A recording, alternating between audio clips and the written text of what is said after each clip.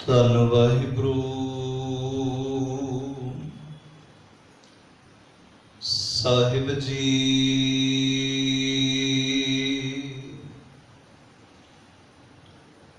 ਬਾਣੀ ਬਿਰਲੋ ਵਿਚਾਰਸੀ, ਜੇ ਕੋ ਗੁਰਮੁਖ ਹੋਏ।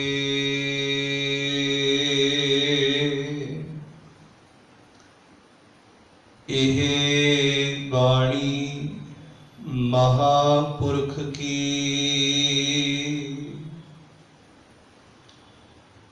ਨਿਜ ਘਰ ਵਾਸਾ ਹੋਏ।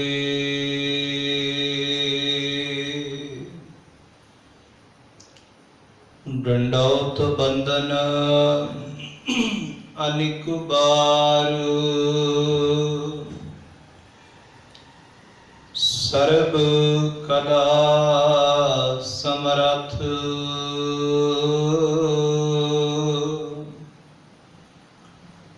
ਡੋਲਣ ਤੇ ਰਾਖੋ ਪ੍ਰਭੂ, ਨਾਨਕ ਦੇ ਕਰ ਹੱਥ।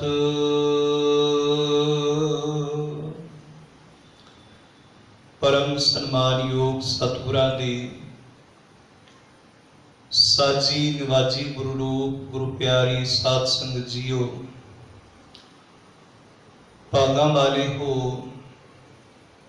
ਨਿਤਾ ਪ੍ਰਤੀ ਗੁਰਬਾਣੀ ਗੁਰਮਤਿ ਦੀ ਵਿਚਾਰ ਸਰਵਨ ਕਰਕੇ ਇਸ ਆਪਣੇ ਮਨੁੱਖਾ ਜੀਵਨ ਨੂੰ ਆਪ ਜੀ ਸਵਾਰਨ ਅਤੇ ਸਫਲਾ ਬਣਾਉਣ ਦਾ ਯਤਨ ਉਦਮ ਕਰਦੇ ਹੋ। ਅੱਜ ਆਪਾਂ ਸਿੱਖ ਧਰਮ ਦੇ ਬਾਨੀ ਗੁਰੂ ਨਾਨਕ ਸਾਹਿਬ ਜੀ ਦੇ ਪਾਵਨ ਉਪਦੇਸ਼ ਗੁਰੂ ਦੁਆਰੇ ਹੋਏ ਸੋਝੀ ਪਾਏ ਸੀ। ਇਸ ਪਾਵਨ ਉਪਦੇਸ਼ ਨੂੰ, ਬਚਨ ਨੂੰ ਆਧਾਰ ਬਣਾ ਕੇ ਸਿੱਖ ਧਰਮ ਦੇ ਅੰਦਰ, ਸਿੱਖ ਜਗਤ ਵਿੱਚ ਗੁਰਦੁਆਰਾ ਸਾਹਿਬ ਦੀ ਕੀ ਪਰਿਭਾਸ਼ਾ ਹੈ, ਕੀ ਮਹਾਨਤਾ ਹੈ, ਇਸ ਵਿਸ਼ੇ ਤੇ ਆਪਾਂ ਵਿਚਾਰ ਕਰਾਂਗੇ। ਆਓ ਮਨ ਬਿਰਤੀਆਂ ਨੂੰ ਇਕਾਗਰ ਕਰਦਿਆਂ ਹੋਇਆ ਵਿਚਾਰਾਂ ਦੀ ਆਰੰਭਤਾ ਤੋਂ ਪਹਿਲਾਂ ਗੁਰੂ ਜੀ ਵੱਲੋਂ ਬਖਸ਼ਿਸ਼ ਕੀਤੀ ਹੋਈ ਪਿਆਰ ਭਰੀ ਅਸੀਸ ਗੁਰੂ ਫਤਿਹ ਨਾਲ ਸਨ ਪਾਓ। ਸਾਰੇ ਆਖੋ ਜੀ ਵਾਹਿਗੁਰੂ ਜੀ ਕਾ ਖਾਲਸਾ, ਵਾਹਿਗੁਰੂ ਜੀ ਕੀ ਫਤਿਹ। ਗੁਰਦੁਆਰਾ ਜੋ ਸ਼ਬਦ ਹੈ, ਇਹ ਦੋ ਚੀਜ਼ਾਂ ਦਾ ਸੁਮੇਲ ਹੈ। ਦੋ ਸ਼ਬਦਾਂ ਦੇ ਨਾਲ ਇੱਕ ਸ਼ਬਦ ਬਣਿਆ ਹੈ। ਗੁਰੂ ਪਲਸ ਦੁਆਰ, ਕਿ ਗੁਰੂ ਦਾ ਦੁਆਰ। ਦੁਆਰ ਦਾ ਅਰਥ ਹੈ ਮਾਰਗ, ਤੇ ਗੁਰੂ ਦਾ ਅਰਥ ਹੈ ਗਿਆਨ। ਜਿਸ ਮਾਰਗ ਤੇ ਚੱਲ ਕੇ ਸਾਨੂੰ ਗਿਆਨ ਦੀ ਪ੍ਰਾਪਤੀ ਹੁੰਦੀ ਹੈ, ਉਸ ਨੂੰ ਕਹਿੰਦੇ ਨੇ ਗੁਰਦੁਆਰਾ। ਪਰ ਅਸੀਂ ਕਈ ਵਾਰੀ ਸ਼ਬਦ ਗੁਰੂ ਘਰ ਵੀ ਵਰਤਦੇ ਹਾਂ। ਹੁਣ ਘਰ ਦਾ ਅਰਥ ਤੇ ਦੁਆਰ ਦਾ ਅਰਥ ਦੋਨਾਂ ਵਿੱਚ ਫਰਕ ਹੈ। ਜਿਹੜਾ ਗੁਰੂ ਦੇ ਨਾਲ ਅਸੀਂ ਘਰ ਸ਼ਬਦ ਲਾਉਂਦੇ ਹਾਂ, ਗੁਰੂ ਘਰ, ਇਹ ਸ਼ਬਦ ਪੂਰਾ ਟੁਕਦਾ ਨਹੀਂ। ਗੁਰਬਾਣੀ ਦੇ ਅੰਦਰ ਵੀ ਬਹੁਤ ਥਾਵਾਂ ਤੇ ਜਿਹੜਾ ਸ਼ਬਦ ਹੈ ਉਹ ਗੁਰੂਦੁਆਰ, ਗੁਰੂਦੁਆਰੇ ਆਇਆ ਹੈ। ਦੁਆਰ ਦਾ ਅਰਥ ਹੈ ਮਾਰਗ ਅਤੇ ਘਰ ਦਾ ਅਰਥ ਹੈ ਟਿਕਾਣਾ, ਰਹਿਣ ਦੀ ਜਗ੍ਹਾ। ਹੁਣ ਇਸ ਕਰਕੇ ਗੁਰਦੁਆਰੇ ਦੇ ਨਾਲ ਜਿਹੜਾ ਇਹ ਘਰ ਸ਼ਬਦ ਅਸੀਂ ਜੋੜਦੇ ਹਾਂ, ਗੁਰੂ ਘਰ, ਇਹ ਸ਼ਬਦ ਟੁਕਦਾ ਨਹੀਂ। ਅਸਲ ਸ਼ਬਦ ਗੁਰੂਦੁਆਰਾ ਹੈ। ਜਦ ਅਸੀਂ ਗੁਰੂ ਦਾ ਦਰਬਾਰ ਕਹਿੰਦੇ ਹਾਂ, ਹੁਣ ਦਰਬਾਰ ਸ਼ਬਦ ਵੀ ਟੁਕਦਾ ਹੈ ਕਿ ਗੁਰੂ ਦਾ ਦਰਬਾਰ ਹੈ, ਜਾਂ ਸਤਿਗੁਰਾਂ ਦਾ ਦਰਬਾਰ ਸਜਿਆ ਹੋਇਆ ਹੈ। ਹੁਣ ਜਿਹੜਾ ਘਰ ਸ਼ਬਦ ਇਸ ਕਰਕੇ ਨਹੀਂ ਟੁਕ ਰਿਹਾ, ਹੁਣ ਘਰ ਦਾ ਅਰਥ ਟਿਕਾਣਾ, ਰਹਿਣ ਦੀ ਜਗ੍ਹਾ। ਜੋ ਗੁਰਦੁਆਰਾ ਹੈ ਇਹ ਗੁਰੂ ਦਾ ਦਰਬਾਰ ਹੈ, ਇੱਥੇ ਦਰਬਾਰ ਸਜਦਾ ਹੈ। ਸਤਿਗੁਰੂ ਗੁਰੂ ਗ੍ਰੰਥ ਸਾਹਿਬ ਮਹਾਰਾਜ ਜੀ ਦੀ ਅਗਵਾਈ ਵਿੱਚ ਦਰਬਾਰ ਸਜਦਾ ਹੈ, ਪਰ ਇਸ ਗੁਰੂ ਦਰਬਾਰ ਨੂੰ ਜਾਂ ਗੁਰਦੁਆਰੇ ਨੂੰ ਅਸੀਂ ਗੁਰੂ ਘਰ ਨਹੀਂ ਕਹਿ ਸਕਦੇ। ਇਹ ਵੀ ਨਹੀਂ ਕਹਿ ਸਕਦੇ ਕਿ ਗੁਰੂ ਦਾ ਘਰ ਹੈ, ਨਹੀਂ, ਗੁਰੂ ਦਾ ਦਰਬਾਰ ਹੈ, ਘਰ ਨਹੀਂ। ਗੁਰੂ ਤੇ ਸਰਵ ਵਿਆਪਕ ਹੈ। ਬਾਣੀ ਦਾ ਉਪਦੇਸ਼ ਹੈ, ਸਤਿਗੁਰ ਮੇਰਾ ਸਦਾ ਸਦਾ, ਨਾ ਆਵੇ ਨਾ ਜਾਏ, ਉਹ ਅਵਿਨਾਸ਼ੀ ਪੁਰਖ ਹੈ, ਸਭ ਮੈਂ ਰਹਿਆ ਸਮਾਏ। ਗੁਰੂ ਤੇ ਸਭ ਥਾਵਾਂ ਤੇ ਵਿਆਪਕ ਹੈ। ਗੁਰ ਮੇਰੇ ਸੰਗ ਸਦਾ ਹੈ ਨਾਲੇ। ਜਾਂ ਅਸੀਂ ਹੋਰ ਬਚਨ ਬਾਣੀ ਅੰਦਰੋਂ ਪੜ੍ਹਦੇ ਹਾਂ, ਸੋ ਸਤਿਗੁਰ ਪਿਆਰਾ ਮੇਰੇ ਨਾਲ ਹੈ। ਗੁਰੂ ਸਰਬ ਵਿਆਪਕ ਹੈ। ਗੁਰੂ ਕਿਸੇ ਇੱਕ ਥਾਂ ਦਾ ਮੁਹਤਾਜ ਨਹੀਂ ਹੈਗਾ। ਇਹ ਨਹੀਂ ਆਖਿਆ ਜਾ ਸਕਦਾ ਕਿ ਗੁਰੂ ਦਾ ਘਰ ਹੈ, ਬਸ ਗੁਰੂ ਇੱਥੇ ਹੀ ਵਸਦਾ ਹੈ। ਨਹੀਂ, ਇਹ ਘਰ ਨਹੀਂ, ਇਹ ਗੁਰੂ ਦਾ ਦਰਬਾਰ ਹੈ। ਹੁਣ ਜਦੋਂ ਦਰਬਾਰ ਛੱਡ ਕੇ ਗੁਰੂਦੁਆਰ ਸ਼ਬਦ ਅਸੀਂ ਛੱਡ ਕੇ ਗੁਰੂ ਘਰ ਸ਼ਬਦ ਵਰਤਨੇ ਹਾਂ, ਤੇ ਇਸ ਘਰ ਸ਼ਬਦ ਦੇ ਨਾਲ ਹੀ ਬੜੀ ਦੁਵਿਧਾ ਪੈਦਾ ਹੋ ਜਾਂਦੀ ਹੈ। ਉਹ ਜਿਵੇਂ ਸਾਡੇ ਘਰਾਂ ਵਿੱਚ ਕਲੇਸ਼ ਹੈ, ਝਗੜੇ ਨੇ, ਤੇ ਉਹੀ ਕਲੇਸ਼ ਤੇ ਉਹੀ ਝਗੜਾ ਉਸ ਤੋਂ ਘਰਾਂ ਨਾਲੋਂ ਵੱਧ ਗੁਰਦੁਆਰੇ ਹੈ। ਕਿਉਂ? ਕਿਉਂਕਿ ਇਸ ਗੁਰਦੁਆਰੇ ਨੂੰ ਅਸੀਂ ਗੁਰੂ ਘਰ ਸਮਝ ਲਿਆ ਹੈ, ਦੁਆਰ ਨਹੀਂ ਸਮਝਿਆ। ਕਿ ਇਸ ਦੁਆਰ ਤੇ ਆ ਕੇ, ਸਮਾਰਕ ਤੇ ਆ ਕੇ, ਇਸ ਦਰਬਾਰ ਵਿੱਚ ਆ ਕੇ ਮੈਂ ਘਰ ਵਿੱਚ ਪਹੁੰਚਣਾ ਸੀ, ਰੱਬੀ ਘਰ ਵਿੱਚ, ਨਿਰੰਕਾਰ ਦੇ ਦੇਸ਼ ਵਿੱਚ ਪਹੁੰਚਣਾ ਸੀ, ਰੁਕਣਾ ਨਹੀਂ ਸੀ ਇਸ ਘਰ ਵਿੱਚ।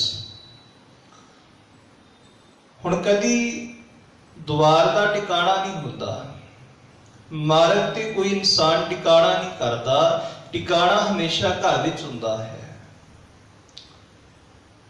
ਗੁਰਦੁਆਰਾ ਇਹ ਗੁਰੂ ਦਾ ਦੁਆਰ ਹੈ, ਮਾਰਗ ਹੈ, ਜਿਸ ਮਾਰਗ ਤੇ ਚੱਲ ਕੇ ਸੀ ਅੱਗੇ ਲੰਘਣਾ ਸੀ, ਰੁਕਣਾ ਨਹੀਂ ਸੀ ਹੈਗਾ। ਇੱਥੋਂ ਸੂਝ ਲੈ ਕੇ, ਇੱਥੋਂ ਸਮਝ ਲੈ ਕੇ, ਇੱਥੋਂ ਗਿਆਨ ਲੈ ਕੇ ਅਸੀਂ ਪਹੁੰਚਣਾ ਸੀ ਨਿਰੰਕਾਰ ਦੇ ਦੇਸ਼, ਫੁਰਤ ਕਰਕੇ ਨਿਜ ਘਰ ਵਿੱਚ ਪਹੁੰਚਣਾ ਸੀ। ਨਿਜ ਘਰ ਵਿੱਚ, ਜਿਸ ਨੂੰ ਰੋਜ਼ ਅਸੀਂ ਕਹਿੰਦੇ ਹਾਂ, ਸੋਲਾ ਸਾਹਿਬ ਦੀ ਬਾਣੀ ਅੰਦਰ ਇਹ ਵਚਨ ਪੜ੍ਹਨੇ ਹਾਂ, ਨਿਜ ਘਰ ਮਹਿਲ ਪਾਵੋ ਸੁਖ ਸਹਿਜੇ, ਬਹੁਰ ਨਾ ਹੋਏ ਕੋ ਫੇਰਾ। ਇਸ ਮਾਰਗ ਤੇ ਆ ਕੇ, ਇਸ ਦਰ ਤੇ ਆ ਕੇ, ਇਸ ਦਰਬਾਰ ਵਿੱਚ ਆ ਕੇ ਇਥੋਂ ਉਪਦੇਸ਼ ਤੇ ਸਿੱਖਿਆ ਲੈ ਕੇ ਪਹੁੰਚਣਾ ਸੀ ਆਪਣੇ ਨਿਜ ਘਰ ਵਿੱਚ, ਇੱਥੇ ਰੁਕਣਾ ਨਹੀਂ ਸੀ। ਸੋ ਇਹ ਹੈ ਗੁਰਦੁਆਰੇ ਦਾ ਅਰਥ। ਗੁਰਦੁਆਰਾ ਜੋ ਸ਼ਬਦ ਹੈ ਉਸ ਦਾ ਭਾਵ ਕਿ ਗੁਰੂ ਦਾ ਦਵਾਰ, ਗੁਰੂ ਦਾ ਦਰ। ਹੁਣ ਇਸ ਤੋਂ ਅੱਗੇ ਜਦੋਂ ਸਤਿਗੁਰਾਂ ਦੀ ਬਾਣੀ ਪੜ੍ਹੀਏ ਤੇ ਬੜਾ ਪਿਆਰਾ ਉਪਦੇਸ਼ ਸਤਿਗੁਰੂ ਜੀ ਬਾਣੀ ਅੰਦਰ ਸਾਨੂੰ ਸਮਝਾਉਂਦੇ ਨੇ ਕਿ ਭਾਈ, ਅਸੀਂ ਗੁਰੂ ਦੇ ਦਰ ਤੇ, ਗੁਰੂ ਦੇ ਦਵਾਰ ਤੇ ਕਾਹਦੇ ਵਾਸਤੇ ਆਉਣਾ ਹੈ? ਇੱਥੇ ਅਰਜ਼ ਕਰਾਂ ਕਿ ਗੁਰੂ ਦਾ ਦਵਾਰ ਕੋਈ ਪੂਜਾ ਦਾ ਕੇਂਦਰ ਨਹੀਂ, ਆਰਤੀ ਦਾ ਕੇਂਦਰ ਨਹੀਂ, ਇਹ ਕੋਈ ਦੁਨਿਆਵੀ ਮੰਗਾ ਮੰਗਣ ਦਾ ਕੇਂਦਰ ਨਹੀਂ ਹੈਗਾ। ਇਸ ਦੇ ਭਾਵ ਬੜੇ ਗਹਿਰੇ ਨੇ ਕਿ ਅਸੀਂ गुरुद्वारे क्यों आना है, गुरु के दर ते क्यों आना है, कादे वास्ते आना है। ते जितने भी आज तक असी कर्म कीते ने जा अगू करांगे, कोई भी काम करांगे, पर कभी ये तो नहीं होया कि जो काम असी कर रहे हैं उसका कोई मकसद ना हो। छोटे तो छोटे काम का, वड्डे तो वड्डे काम का कोई मकसद हुंदा है, तां असीं वो काम करने हाँ। जे कोई बिना मकसद तो काम कर रहे हाँ तो वो काम ते निफल है, व्यर्थ है। हुण सब तो पहला साडे मन अंदर सवाल पैदा होवे, किसी गुरु के द्वार ते क्यों आना है, कादे वास्ते आना है गुरु के दर ते। जदों ये सवाल साडे अंदर पैदा होएगा, फिर बाणी दे विचों ही पातशाह सानूं जवाब देणगे कि तू गुरु के दर ते क्यों आ रहा है, कादे लई आना है। पातशाह बड़े प्यारे बाणी अंदर उपदेश सानूं दृढ़ कराउंदे ने। पहला उपदेश गुरु नानक सिंह जी दा सूही राग अंदरों, गुरु दुआरे होए सोझी पाए सी, एत दुआरे धोए हादसा होए सी। हे भाई, गुरु के दर ते आके सानू आत्मिक जीवन की सोझी प्राप्त होती है, आत्मिक जीवन का ज्ञान सानू प्राप्त होता है। ते इत्थे आके पातशाह कहते ने कि ज्ञान के द्वारा साडे अंदर दी मैल उतरती है। गुरु का दर नाम का तीरथ है, ज्ञान का तीरथ है, जिथे सानू आत्मिक जीवन की सोच ते समझ प्राप्त होनी है, जिथे आके साडे अंदर दी मैल धुपनी है, उसनूं आखदे ने गुरु द्वारा, गुरु द्वारे होए सोझी पाए सी। हुण गुरु के दर ते आके ही साडा संजोग उस रब नाल बनना है। गुरु विचोला है, साडा मिलाप उस प्रभु नाल होना है, संजोग बनना है। विछड़े हाँ ते विछड़िया नूं गुरु का दर ही रब दे नाल मिलाउंदा है। गुरुदेव सच्चे पातशाह जी ने विआह शब्द वरत्या है, गुरु द्वारे हमरा विआह जे होवा, जाशो मिलिया ता जानिया। गुरु के दर ते आके आत्मिक तल ते साडा जिहड़ा विआह है उस परमेश्वर नाल होना है। विआह तो भाव है जुड़ना, कि ये दर है जुड़न दा, रब दे नाल जुड़न दा दर है। इस मकसद नाल आउणा है कि मैं गुरु के दर ते आके रब नाल जुड़ना है। जैसा सतगुर सुनीदा तैसो ही मैं डीठ, बिछुड़िया मेले प्रभु हर दरगाह का बसीठ। हर नामो मंत्र दृढ़ाइंदा, कटे होमे रोग, नानक सतगुर तिना मिलाया, जिना तुरे पया संजोग। गुरु दर ते आके जिथे आत्मिक जीवन की सोझी मिलती है, उथे गुरु के दर ते आके उस रबी मिलाप का संजोग बनता है। इस तो अगे कि गुरु के दर की महानता है, असी बाणी अंदरों समझ रहे हैं। तीसरा वचन गुरु अमरदास महाराज जी का असी आनंद साहब की बाणी अंदरों पढ़ते हैं। पातशाह बड़ा प्यारा उपदेश देते हैं, गुरु द्वारे लाए भावनी, इकला 10वां द्वार दिखाया। गुरु द्वारे लाए भावनी, हे भाई जिहड़े गुरु के दर ते शरदा रख के भावना के नाल आउंदे ने, ਇੱਕ ਨਾ 10ਵਾਂ ਦੁਆਰ ਦਿਖਾਇਆ। ਹੁਣ 10ਵਾਂ ਦੁਆਰ ਦਾ ਇੱਥੇ ਜੋ ਭਾਵ ਅਰਥ ਹੈ ਉਹ ਹੈ ਸੋਚ ਮੰਡਲ, ਬੁੱਧ, ਮਤ, ਦਿਮਾਗ। ਸਤਿਗੁਰੂ ਜੀ ਕਿਰਪਾ ਕਰਕੇ ਇਸ 10ਵੇਂ ਦੁਆਰ ਨੂੰ ਸਾਡੇ ਦਿਮਾਗ ਨੂੰ ਖੋਲ ਦਿੰਦੇ ਨੇ। ਜਿਹੜਾ ਦਿਮਾਗ ਅਗਿਆਨਤਾ ਵਿੱਚ ਬੰਦ ਸੀ, ਜਿਹੜੀ ਮਤ ਅਗਿਆਨਤਾ ਵਿੱਚ, ਕਰਮ ਕਾਂਡਾਂ ਵਿੱਚ ਜਿਹੜੀ ਮਤ ਮਲੀਨ ਹੋ ਚੁੱਕੀ ਸੀ, ਜਿਸ ਦੀ ਸੋਚ ਸ਼ਕਤੀ ਗਵਾ ਚੁੱਕੀ ਸੀ, ਪਾਤਸ਼ਾਹ ਕਿਰਪਾ ਕਰਕੇ ਸਾਡੀ ਬੁੱਧ ਨੂੰ, ਸਾਡੇ ਦਿਮਾਗ ਨੂੰ ਖੋਲ ਦਿੰਦੇ ਨੇ। ਗੁਰੂ ਦੁਆਰੇ ਲਾਏ ਭਾਵਨੀ, ਇੱਕ ਨਾ 10ਵਾਂ ਦੁਆਰ ਦਿਖਾਇਆ। ਫਿਰ ਜਿਸ ਦਾ 10ਵਾਂ ਦੁਆਰ ਇਹ ਦਿਮਾਗ ਖੁੱਲਦਾ ਹੈ ਨਾ, ਉਹ ਇੰਨਾ ਸੁਚੇਤ ਹੋ ਜਾਂਦਾ ਹੈ, ਉਹ ਕਿਸੇ ਪਖੰਡ ਵਿੱਚ ਨਹੀਂ ਫਸਦਾ, ਫਿਰ ਅਗਿਆਨਤਾ ਵਿੱਚ ਨਹੀਂ ਫਸਦਾ,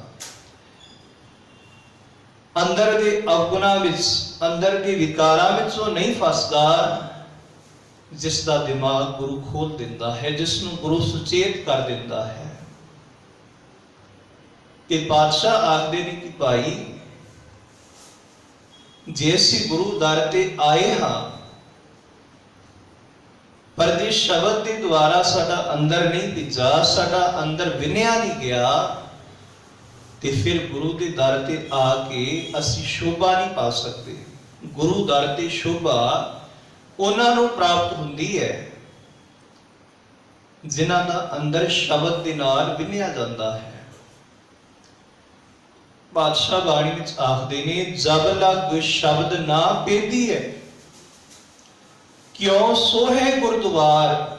ਪਾਤਸ਼ਾਹ ਕਹਿੰਦੇ ਨੇ ਉਹ ਗੁਰਦੁਆਰੇ ਸ਼ੋਭਾ ਨਹੀਂ ਪਾਉਂਦੇ ਜਿਨ੍ਹਾਂ ਦਾ ਮਨ ਸ਼ਬਦ ਦੇ ਨਾਲ ਭਿੱਜਾ ਨਹੀਂ ਹੈਗਾ। ਤੇ ਸਤਿਗੁਰ ਸੱਚੇ ਪਾਤਸ਼ਾਹ ਆਖਦੇ ਨੇ ਕਿ ਭਾਈ, ਜਿਨ੍ਹਾਂ ਦੇ ਮਨ ਵਿੱਚ ਗੁਰੂ ਦਰ ਦੀ ਪ੍ਰਤੀਤ ਨਹੀਂ ਹੈਗੀ,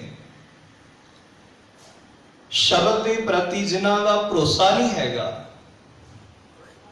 ਤੇ ਪਾਤਸ਼ਾਹ ਕਹਿੰਦੇ ਨੇ ਉਹ ਗੁਰੂ ਦਰ ਤੇ ਇੱਕ ਵਾਰੀ ਨਹੀਂ 100 ਵਾਰੀ ਆਉਣ,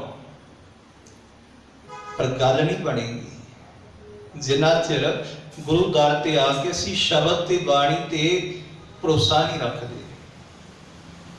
ਸਤਿਗੁਰ ਕੀ ਪ੍ਰਤੀਤ ਨਾ ਆਈਆ, ਸ਼ਬਦ ਨਾ ਲਾਗੋ ਭਾਓ, ਉਸ ਨੂੰ ਸੁਖ ਨਾ ਉਪਜੈ, ਭਾਵੇਂ 100 ਗੇੜਾ ਆਓ ਜਾਓ। ਇਹ ਅਸੀਂ ਸਮਝਿਆ ਹੈ ਬਾਣੀ ਅੰਦਰੋਂ ਗੁਰਦੁਆਰੇ ਦੀ ਮਹੱਤਵਤਾ ਨੂੰ, ਗੁਰਦੁਆਰੇ ਸਾਹਿਬ ਦੀ ਮਹਾਨਤਾ ਨੂੰ, ਕਿ ਗੁਰਬਾਣੀ ਦੇ ਅੰਦਰ ਗੁਰੂ ਪਾਤਸ਼ਾਹ ਜੀ ਨੇ ਗੁਰਦੁਆਰੇ ਦੀ ਕੀ ਮਹੱਤਵਤਾ, ਕੀ ਮਹਾਨਤਾ ਸਾਨੂੰ ਗੁਰਬਾਣੀ ਅੰਦਰ ਦੱਸੀ ਹੈ। ਇਸ ਤੋਂ ਅੱਗੇ ਗੁਰਦੁਆਰੇ ਦੀ ਜੋ ਪਰਿਭਾਸ਼ਾ ਹੈ ਉਹ ਭਾਈ ਸਾਹਿਬ ਭਾਈ ਕਾਹਨ ਸਿੰਘ ਨਾਭਾ ਜੀ ਨੇ ਬੜੀ ਪਿਆਰੀ ਬਿਆਨ ਕੀਤੀ ਹੈ ਕਿ ਗੁਰਦੁਆਰੇ ਦੀ ਪਰਿਭਾਸ਼ਾ ਕੀ ਹੈ, ਗੁਰਦੁਆਰੇ ਦੀ ਕਿੰਨੀ ਵੱਡੀ ਵਿਸ਼ਾਲਤਾ ਹੈ, ਗੁਰਦੁਆਰੇ ਦੇ ਕੀ ਗੁਣ ਨੇ। ਹੁਣ ਭਾਈ ਸਾਹਿਬ ਭਾਈ ਕਾਹਨ ਸਿੰਘ ਨਾਭਾ ਜੀ ਆਖਦੇ ਨੇ ਕਿ ਜੋ ਗੁਰਦੁਆਰਾ ਹੈ ਇਹ ਵਿਦਿਆਰਥੀਆਂ ਲਈ ਸਕੂਲ ਹੈ, ਵਿਦਿਆਰਥੀਆਂ ਵਾਸਤੇ ਸਕੂਲ ਹੈ, ਕਿਉਂਕਿ ਪੁਰਾਤਨ ਸਮੇਂ ਦੇ ਅੰਦਰ ਧਰਮ ਦੀ ਵਿਦਿਆ ਵੀ ਅਤੇ ਸਮਾਜ ਦੀ ਸੰਸਾਰਿਕ ਵਿਦਿਆ ਵੀ ਉਹ ਧਰਮ ਅਸਥਾਨਾਂ ਤੋਂ ਪ੍ਰਾਪਤ ਹੁੰਦੀ ਸੀ। ਸਤਿਗੁਰੂ ਗੁਰੂ ਅੰਗਦ ਸਾਹਿਬ ਮਹਾਰਾਜ ਜੀ ਨੇ ਇਸ ਮਰਿਆਦਾ ਨੂੰ ਆਰੰਭ ਕੀਤਾ। ਉਹ ਆਪ ਬੱਚਿਆਂ ਦੀਆਂ ਕਲਾਸਾਂ ਲਾਉਂਦੇ, ਜਿਸ ਦੇ ਅੰਦਰ ਗੁਰਮੁਖੀ, ਗੁਰਬਾਣੀ, ਇਤਿਹਾਸ ਤੇ ਹੋਰ ਸੰਸਾਰ ਦਾ ਪਾਤਸ਼ਾਹ ਗਿਆਨ ਦਿੰਦੇ, ਉਪਦੇਸ਼ ਦਿੰਦੇ ਕਿ ਇਹ ਸਿੱਖ ਵਿਦਿਆਰਥੀਆਂ ਲਈ ਜੋ ਗੁਰਦੁਆਰਾ ਹੈ ਸਕੂਲ ਹੈ, ਕਿ ਇੱਥੇ ਆ ਕੇ ਆਤਮਿਕ ਜੀਵਨ ਦਾ ਵੀ ਉਪਦੇਸ਼ ਮਿਲੇਗਾ, ਆਤਮਿਕ ਪੜ੍ਹਾਈ ਵੀ ਪ੍ਰਾਪਤ ਹੋਵੇਗੀ।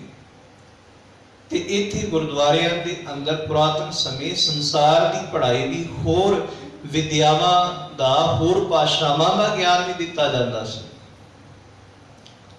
ਇਸੇ ਕਰਕੇ ਅੱਜ ਗੁਰਦੁਆਰਿਆਂ ਦੇ ਨਾਲ ਸਕੂਲ ਬਣੇ ਹੋਏ ਨੇ, ਗੁਰਦੁਆਰਿਆਂ ਦੇ ਨਾਮ ਤੋਂ। ਉਹ ਕਿਤੇ ਨਾ ਕਿਤੇ ਪਿਛੋਕੜ ਇਹ ਜੁੜਦਾ ਹੈ ਕਿ ਜਿੱਥੇ ਗੁਰਦੁਆਰੇ ਧਾਰਮਿਕ ਉਪਦੇਸ਼ ਮਿਲ ਰਿਹਾ ਹੈ, ਉੱਥੇ ਸੰਸਾਰਿਕ ਉਪਦੇਸ਼ ਵਾਸਤੇ, ਸੰਸਾਰ ਦੇ ਗਿਆਨ ਵਾਸਤੇ ਵੀ ਸਕੂਲ ਹੋਣੇ, ਕਾਲਜ ਹੋਣੇ ਲਾਜ਼ਮੀ ਹੈ। ਹੁਣ ਭਾਈ ਕਾਨ੍ਹ ਸਿੰਘ ਨਾਭਾ ਜੀ ਆਖਦੇ ਨੇ ਕਿ ਸਿੱਖ ਵਿਦਿਆਰਥੀਆਂ ਲਈ ਗੁਰਦੁਆਰਾ ਸਕੂਲ ਹੈ। ਤੇ ਬਾਦਸ਼ਾਹ ਫਿਰ ਬਾਣੀ ਦੇ ਅੰਦਰ ਵੀ ਸਾਨੂੰ ਕੁਝ ਉਪਦੇਸ਼ ਸਮਝਾਉਂਦੇ ਨੇ ਕਿ ਵਿਦਿਆ ਵਿਚਾਰੀਤਾ ਪਰਉਪਕਾਰੀ। ਵਿਦਿਆ ਵਿਚਾਰਨੀ ਹੈ, ਪੜ੍ਹਨੀ ਹੈ, ਪਰ ਪੜ੍ਹ ਕੇ ਪਰਉਪਕਾਰੀ बनना है, मूर्ख नहीं बनना। पढ़िया लिखिया मूर्ख नहीं बनना। बादशाह दे ने ना बाणी अंदर पढ़िया मूर्ख आखिए जिस लभ लोभ अहंकारा, कि जिस इंसान के अंदर लोभ है, हंकार है, चस्के ने, सतगुरु कहूं पढ़िया लिखिया मूर्ख है। पर पढ़ लिख के मूर्ख नहीं बनना, सब पढ़ लिख के परोपकारी बनना है। ते ख्याल करना कि पढ़ाई के उत्ते भी पाबंदी सी। केवल पढ़न का हक जदों पुरातन समय विच जाइए, ना इस्त्री जात नूं पढ़न का हक सी, ना शूदर नूं पढ़न का हक सी। इन्नी पाबंदी लाई हुई सी कि जे कोई शूदर पढ़े, कोई धार्मिक ग्रंथ पढ़े या संसार का कोई ज्ञान लवे, उहदियां अखां कढ़ दिओ। जे सुने ते ओहदे कन्नां में सिक्का ढाल के पा दिता जाए। पर एक क्रांतिकारी सी उस समय, जदों सतगुरु गुरु नानक सिंह महाराज ने आख्या कि इस रबी बाणी नूं कोई भी गा सकता है, कोई भी पढ़ सकता है, कोई भी ज्ञान लेके अगे बढ़ सकता है। ये उस समय का क्रांतिकारी एक बड़ा फैसला सी। जिथे कानून सी कि पढ़न वाले दीयां अखां कढ़ दिओ, उत्थे ये आखना भाई सारे बाणी पढ़ो, सारे बाणी सुनो। क्योंकि विद्या तो बगैर, ज्ञान तो बगैर लोग गूंगा ते बोला समझदे सन। हुण जिसने कदी ज्ञान की गल सुनी नहीं, उहदे अगे ज्ञान की गल करो तो ज्ञान नूं समझ नहीं पाएगा। ते लोग कहते सन ये तो बौड़ा है, इनू की समझाने का फायदा है। लोग कहते इसने गूंगा है, थोड़ा कोई ज्ञान की गल कर सकता है। पर ऐसी क्रांति सिक्खी के अंदर आई, इत्थे गूंगे भी बोलने लगे, इत्थे बोले भी सुन लगे। विद्या ने, गुरबाणी ने ऐसी क्रांति लैके आंदी। हुण कहण तो भाव जो भाई कान्ह सिंह नाभा जी कह रहे ने कि गुरुद्वारा सिखां लई सकूल है, इस तो अगे आखदे ने कि आत्मिक जिग्यासुआं लई गुरुद्वारा ज्ञान का केंद्र है। जे इत्थे कोई आत्मा की गल, आत्मिक जीवन की गल जे गुरु तो पुछनी है, अंदर की दुनिया की कोई गल पुछनी है, ते अंदर दी हरेक दुनिया दी जिहड़ी गल है, आत्मिक जीवन दी हरेक गल, जिस सवाल का जवाब सतगुरां दी बाणी चों मिलता है। इत्थे वड्डे वड्डे आके तृप्त होए, इत्थे वड्डे वड्डे धार्मिक जुगासुआं ने आके सीस झुकाया कि इन्ना विशाल ये आत्मिक ज्ञान का सोमा है गुरुद्वारा। इस तो अगे भाई कान्ह सिंह नाभा जी आखदे ने कि गुरुद्वारा रोगियां लई सफाखाना है। ते जदों पुरातन इतिहास नूं वच के गुरु अमरदास महाराज जी ने अपने समय सब तो सोहना ते वधिया वैद जिसका नाम इतिहास विच लालो आया है, वो अपने पास रखिया होया सी। इस तो अगे सब तो वड्डी मिसाल गुरु अर्जन पातशाह महाराज जदों लाहौर की धरती ते जांदे ने, गुरु हरगोबिंद सिंह महाराज जदों कश्मीर की धरती ते जांदे ने ते पातशाह जी दे नाल वैद ने। फिर किरतपुर साहिब की घटना ते आप सारे ही जानते हो कि भारत का सब तो वड्डा जिहड़ा वैदखाना सी वो किरतपुर साहिब की धरती ते सी। जे वैदखाना सी उत्थे ते वैद भी होणगे। ते अज दा जिहड़ा रूप है गुरुद्वारे इहां दे नाल जो हस्पताल ने, डिस्पेंसरियां ने, ये किते ना किते उस पिछोकड़ दे नाल ये चीज जुड़ी हुई है कि भाई इत्थे तन दे रोगां दा भी इलाज है।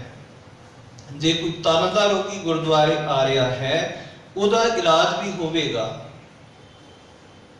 हस्पताल अंदर, ते जे कोई मन दा रोगी आ रहा है ते उहदा इलाज ते मेरा वैद गुरु गोबिंदा हर हर नाम औखद मुख देवै काटे जम की फंदा।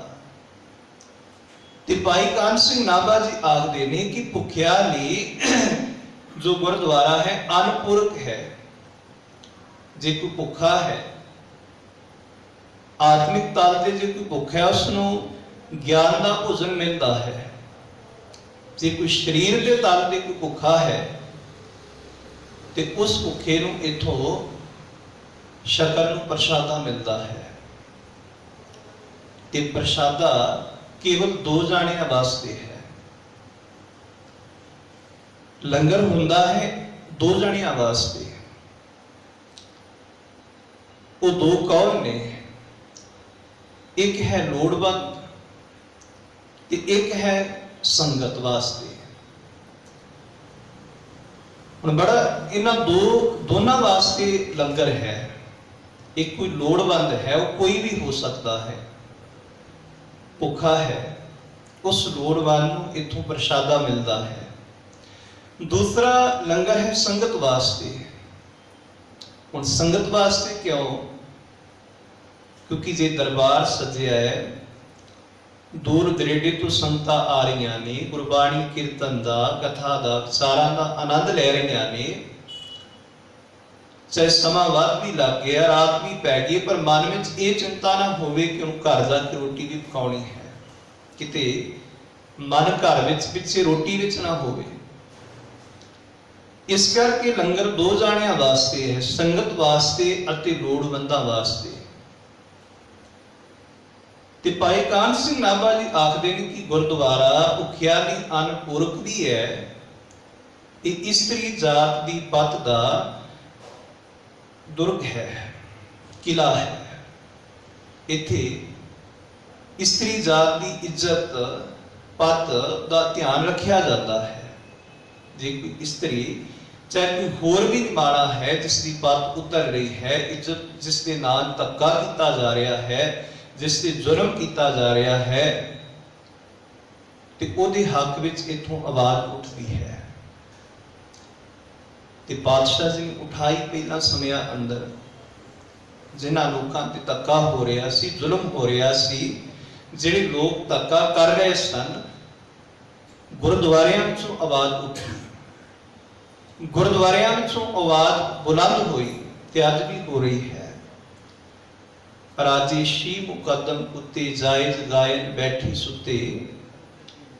जे कोई धक्का करता है तो धक्का करन वालियां दे विरुद्ध आवाज इथों बुलंद हुंदी है, ते इत्थे उन्हां लोकां दी संभाल फिर कीती जांदी। नीचा अंदर नीच जात, नीची होवत नीच, नानक तिनके संग साथ, वड्डियां स्यों क्या रीस, जिथे नीच संभालियां तिथे नदर तेरी बख्शीश। ते अगे भाई से भाई कान सिंह नाभा जी आखदे ने कि गुरुद्वारा जे कोई मुसाफिर है उहदे वास्ते विश्राम स्थान है। जे मुसाफिर आ रहा है उसनूं इत्थों आराम करने की जगह मिलती है। ये भाई साहब भाई कान सिंह नाभा जी ने बड़े प्यारे ते ढुकवें शब्दां दे अंदर गुरुद्वारा साहिब दी परिभाषा नूं बयान कीता है। ते जदों सिख इतिहास नूं पढ़िए, जिस समय गुरु नानक साहिब जी प्रचार वास्ते घरों निकले ने ते बादशाह जिस थां ते भी पहुंचते उत्थे संगत कायम करदे, संगत जुड़ के बैठदी। जिस जगह ते संगत जुड़ के बैठती सी उहदे वास्ते शब्द वरतिया जाता सी धर्मशाला, जिथे संगत जुड़ के बैठी है। जा इतिहास के स्रोतां विच अज भी पढ़िए तो संगत सहन गुरुद्वारे भी कई है, संगत साहिब जिथे संगत जुड़ के बैठी है। छेवें पातशाह जी के वेले जिहड़ा शब्द है वो गुरुद्वारा प्रचलित होया। पहला शब्द धर्मशाला सी, उस तो बाद जिहड़ा शब्द है वो गुरुद्वारा जिहड़ा सी वो आरंभ होया, गुरुद्वारा होंद विच आया। ते जिहड़ा पहला गुरुद्वारा है सिख इतिहास विच वो गुरुद्वारा है दरबार साहिब। हुण नगर के पहला मिसण जिथे गुरु नानक साहिब जी का प्रकाश होया, उहदे वास्ते गुरुद्वारा शब्द नहीं लगा, शब्द बाद विचों लगा। पहला नगर ही शब्द वरतिया जाता सी, करतारपुर नगर, खंडूर साहिब नगर। पर जिहड़ा पहला गुरुद्वारा बनिया वो श्री दरबार साहिब अमृतसर। सतगुरां ने अपनी हथी उस दी उसारी करवाई ते उत्थे शब्द गुरु का प्रकाश किया। आद पीड़ का प्रकाश उत्थे होया। तो सिख जगत के अंदर वो पहला गुरुद्वारा गुरु साहिब जी के समय होंद विच आया, जिथे शब्द गुरु का बाणी का प्रकाश है। ते बाद के अंदरों वो भी अस्थान गुरुद्वारे बने, फिर जिथे बादशाह का प्रकाश होया, जिथे ज्योति जो समाए, वो इतिहासिक गुरुद्वारे की होंद विच आए, जिथे शहीदियां हुईयां, घल्लूकारे वापरे, ये सब कुछ। पर दूसरे गुरुद्वारे वो ने, एक इतिहासिक गुरुद्वारे, दूसरे गुरुद्वारे ने सिंह सभा गुरुद्वारे। ते गुरुद्वारे दी निशानियां की ने? गुरुद्वारे की पहली निशानी की जिथे गुरु ग्रंथ साहिब जी का प्रकाश हो गए, ये पहली निशानी है। दूसरी निशानी है गुरुद्वारे की संगत। तीसरी निशानी है गुरुद्वारे की पंगत। आगे चौथी निशानी है गुरुद्वारे की निशान साहिब। अति पंजवीं जिहड़ी निशानी है गुरुद्वारे की वो है नगारा। ये गुरुद्वारा साहिब दीयां 5 निशानियां ने, जिथे गुरु ग्रंथ साहिब, संगत, पंगत, निशान साहिब अते नगारा, ये पंज जिहड़ी चीज़ां सुमेल ने, ये गुरुद्वारे दीयां निशानियां ने। इस करके इसनूं असीं गुरुद्वारा कहने हाँ। मैं पहला अर्ज की कि गुरु घर नहीं कहते, क्योंकि घर विच अते द्वार विच अंतर है। द्वार का अर्थ है मार्ग, जिथों असी लंघ के अगे निकलना है। पर घर का अर्थ है ठिकाना, कि जिथे आपकी रोक गए बस अगे नहीं जा सके। गुरु के दर ते आके सुरत नूं निरंकार के देश विच लैके जाना सी, निज घर विच लैके जाना सी सुरत नूं। निज घर महल पावो सुख सहजे, बहुर ना होए गो फेरा। पर असी गुरुद्वार नहीं समझिया, गुरु घर समझिया, ते इथों दुविधा का शिकार हो गए। हुण जिहड़े झगड़े कलेश घर विच सन, उदों वध गुरु घरां विच हो गए, क्योंकि घर शब्द वरत लिया, घर बना लिया कि घर है, नहीं ये द्वार है। इत्थे आके इस दर ते आके आगे निकलना है, निरंकार तक पहुंचना है। इस करके गुरु साहब जी ने बाणी के अंदर भी बड़ी कृपा करके गुरुद्वारे की महत्वता को समझाया। इतिहास के अंदर भी ये गुरुद्वारे भगती ते शक्ति का सुमेल होकर भी निबड़े ने। इथों भगती का गुण भी प्राप्त होता है, इथों शक्ति भी मिलती है। भगती ते शक्ति गुरु अंगद साहब जी के समय ही मन अखाड़े तैयार हो गए सन। गुरुद्वारियां के अंदर नगरां के अंदर मन अखाड़े कायम हो गए सन। छेवें पातशाह जी के वेले गतके की शस्त्र विद्या की आरंभता भी आरंभ हो चुकी सी। भाव की भगती का भी सुमेल है। इथों इस सिखाया जाता है कि भाई अंदर के दुश्मनों नाल किवें लड़ना है, अते यह भी सिखाया जाता है कि भाई बाहर के दुश्मनों नाल भी किवें जूझना है। अज दीयां बाहर दीयां चुनौतियां साडे सन्मुख आ रही ने, चाहे वह समाजिक कोई चुनौती है, राजनीतिक चुनौती है, उन्हां दा हल भी असी गुरुद्वारे साहब गुरु के दर बैठ के ही उन्हां विचारां का भी हल करने हाँ। अगले प्रोग्राम उलिके जाते हैं कि भाई जिहड़ियां चुनौतियां आ रही ने, समस्यावां आ रही ने, कौम की चढ़ती कला वास्ते, कौम के भले वास्ते, भविख नूं सोहना बनाउण वास्ते अगले जिहड़े प्रोग्राम ने वो भी सभा विच गुरुद्वारे बैठ के उलिके जाते हैं। ते गुरुद्वारियां दे अंदरों ही फिर शक्ति भी उठी। ऐसी शक्ति की आवाज बुलंद हुई गुरुद्वारियां दे अंदरों कि जिसने जुल्म दियां फिर जड़ा उखाड़ के रख दित्तियां। बाहर की शक्ति की पावर भी गुरुद्वारे मिलती है। इत्थे भगती की पावर भी अंदरले विकारां नाल लड़न वास्ते गुरु के दर तो मिलती है। ते गुरुद्वारे सिੱਖੀ दे प्रचार प्रसार वास्ते मानवता की सेवा के केंद्र ने।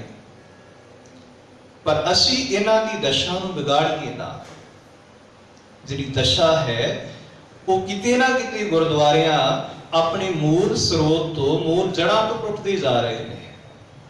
निगार आ रहा है, पतन हो रहा है। उस पतन का कारण की है, निगार आने का कारण की है?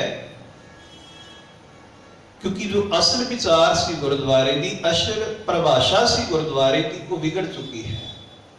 हम गुरुद्वारे को असी केवल पूजा का स्थान ही बना लिया है। इत्थे मनमत के कर्म असी करने हैं। इत्थे कोई शराब भी मना रहा है, इत्थे दिवाली भी मनाई जा रही है। अनमती चीज़ों का प्रभाव पता नहीं इहो जिहे होर कई चीज़ों का प्रभाव साडे ते पै गया है जो असीं मनाउने हाँ। पर बादशाह कहते ने इस चीज़ का केंद्र नहीं सन हैगे। इत्थे गुरु द्वारे होए सोझी पाए सी। इत्थे गुरु का दर सोझी का केंद्र सी। पर असीं सोझी दे इस ज्ञानमई सोहणे केंद्र नूं भी अज्ञानता विच जड़ दिता। इत्थे आके भी अज्ञानता वश होके असीं पूजा करनी शुरू कर दी। जिथों आके सूझी मिलनी सी उस दर नूं ही असीं अज्ञानता विच जड़ दिता। अज्ञानता तो बाहर नहीं कर सके क्योंकि साडी सोच विच अज्ञानता है। किन्ने को अज्ञानता के कर्म असीं गुरु दर ते आके करने हाँ। जे गिनन लगी तो बड़े हो जाएंगे। पर इत्थे आके होर को ते बहुत असीं पुछांगे कि वर्त कदों आरंभ हो रहे ने, श्राद्ध कदों आरंभ हो रहे ने, फलाना कर्म कांड कदों शुरू हो रहा है। पर आज तक किसी ये नहीं पूछया कि इस शब्द के अर्थ की ने। इस शब्द अंदर गुरु साहब जी सानू की समझा रहे ने, सानू की उपदेश दस रहे ने कि भाई तारू सिंह का शहीदी दिहाड़ा कदों आ रहा है। ये नहीं पूछया, पर यह जरूर कईयां तो सुनिया है कि इत्थे फलाना कर्म कांड कदों आरंभ हो रहा है। कहने तो भाव कि गुरुद्वारे की सण सी की बना दिते। इस करके गुरुदेव सच्चे पातशाह आखदे ने कि भाई जिथे इथे भगती का सुमेल है कि गुरुद्वारियां की जो सता है, पावर है, इस सता नूं, इस पावर नूं कौम के हित वास्ते, कौम के भले वास्ते वरतीए।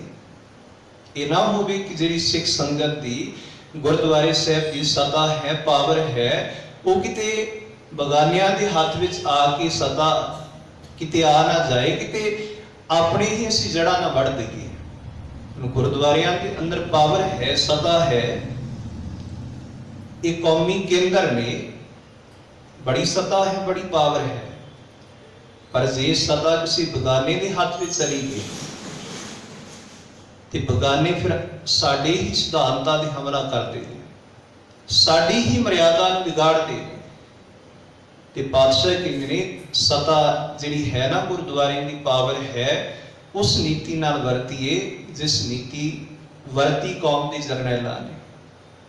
बाबा बघेल सिंह जी वर्गिया ने, जस्सा सिंह आहलूवालिया वर्गिया ने, जस्सा सिंह रामगढ़िए, जिन्हां कोल पावर सी, सता सी, इन्हां स्थानां तो मिल रही सी, पर उन्होंने इस सता नूं, इस पावर नूं कौम की चढ़दी कला वास्ते वरतिया, पर कौम के सिद्धांतां नूं, मर्यादा नूं, ढैंदी कला वल लिजाण वास्ते इस कौमी सता नूं, पावर नूं वरतिया नहीं, सगों अपने सिद्धांत उच्चे लिजाण वास्ते वरतिया इस गुरुद्वारे साहब की ताकत ते पावर नूं। सो गुरु साहब किरपा करन, बड़ी सुनी गुरमत दी विचार साडे सबनां दे हिरदियां विच वसे, ताकि हो सकन यह लोक सुखीए परलोक सुहेले, नानक हर प्रभ आपी मेले।